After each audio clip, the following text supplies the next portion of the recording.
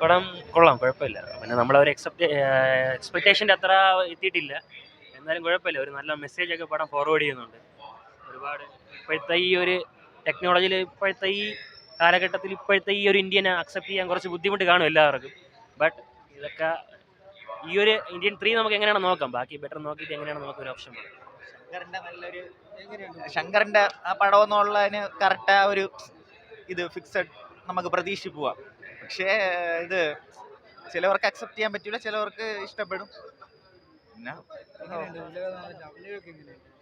കമൽഹാസൻ സ്റ്റണ്ടും അഭിനയവും എല്ലാം ഒക്കെ നല്ല സൂപ്പറാണ്. പിന്നെ നെടുമുടി വേണു ആയാലും വിവേകായാലും എല്ലാവരും നല്ല രീതിയിൽ. പിന്നെ എസ് ജെ സൂര്യയുടെ പെർഫോമൻസ് ഇനി 3 നമുക്ക് കാണാൻ പോകുന്നേ ഉള്ളൂ. ആ അത് അവര് എന്തോ എങ്ങനെ യൂസ് ചെയ്തു ഞാൻ കണ്ടില്ല, പടം കണ്ടു. എനിക്ക് ഫസ്റ്റ് ഹാഫിനേക്കാൾ സെക്കൻഡ് ഹാഫാണ് കുറച്ചുകൂടി ഇഷ്ടപ്പെട്ടത്. പിന്നെ അഭിനയം കൊള്ളാം, ഫൈറ്റും കൊള്ളാം.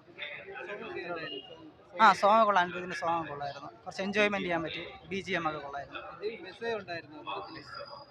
നമ്മള് മെസ്സേജാണ് സെന്റിമെന്റ് ഇമോഷണലൊക്കെ കൂടുതലും നമുക്ക് ഫാമിലി അറ്റാച്ച്മെന്റ് ഒക്കെ പടം കൊടുക്കുന്നുണ്ട്. പക്ഷേ ഇപ്പോഴത്തെ ഈ ഒരു ആർക്കും അതങ്ങോട്ട് അക്സെപ്റ്റബിൾ ആവുമെന്ന് തോന്നുന്നില്ല. എന്ന് വെച്ചാൽ ഇപ്പോഴത്തെ ഈ ഒരു ഫാസ്റ്റ് ലൈഫിന്റെ ഇടയിൽ ഇതൊന്നും ചിന്തിക്കാനും ഒന്നും ആർക്കും ടൈമില്ല. അതുകൊണ്ട് തന്നെ ഈ പടത്തിന്റെ ലാസ്റ്റ് തീം എന്ന് പറയുമ്പോൾ ഗോ ബാക്ക് ഇന്ത്യൻ എന്നാണ്. ഇങ്ങനെ ഒരു ഇന്ത്യനെ ഈ ഒരു കാലഘട്ടത്തിൽ ആവശ്യമില്ല എന്നുള്ള രീതിയിലാണ് ലാസ്റ്റ് ഫൈനലിൽ കൊണ്ട് എത്തിക്കുന്നത് പടം. അപ്പോൾ അതാണ് കൊള്ളാം, പടം കൊള്ളാം, നല്ല മൂവിയാണ്, വന്ന് കാണേണ്ട എണ്ണം. Thank you.